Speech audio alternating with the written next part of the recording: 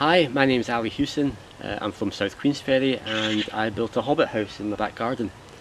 I use it as a workshop where I do pyrography and make home accessories, mirror frames, some furniture, etc. I think the most challenging thing about the build was the round door. Took a lot of figuring out about how I was actually going to do it. But thankfully it actually fitted first time, so I was quite proud of that moment, and it was a huge relief. I've always been a fan of Lord of the Rings and the Hobbit series from an early age. I remember getting read The Hobbit when I was just a child by my dad, and I was always fascinated by Middle Earth and the kind of fantasy genre in general. So building a Hobbit house seemed the logical thing to do when my old shed pretty much fell down. I think a huge drive for me as well was I was hospitalised a few years ago with a huge asthma attack, and when I came out of intensive care I felt that it was something that it kind of gave me a bit of a new lease of life, if you like. So it drove me forward to actually do something with what I was passionate about. My family love it.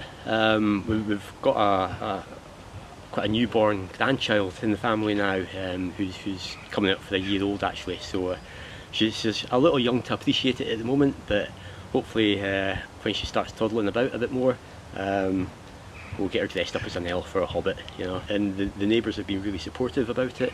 A lot of them have commented that they've watched me build it from day one, and they're quite impressed with the result. Yeah, it was about 6 months for the initial structure. There's still some internal bits and bobs that I'd like to finish off, but just not had a chance yet because I've been too busy with commissions and I work full time as well. The materials that we used was quite cheap timber. We wanted to try and keep the cost down as much as we could, so we used quite rough sarkin board, which we spent a lot of time sanding down and varnishing. It seemed like months and months of just sanding bits of wood, but yeah, it turned out well. And we decided to kind of just make it look as natural as possible. In terms of the cost of the build, it's difficult to say. Somewhere in the region of 2,000 to 4,000, I think. It's quite a ballpark figure, but as it's been done sort of piece by piece, and you know, we've picked up bits and pieces here and there, it's difficult to put a full price on it. It's certainly been a labour of love, and yeah, challenging.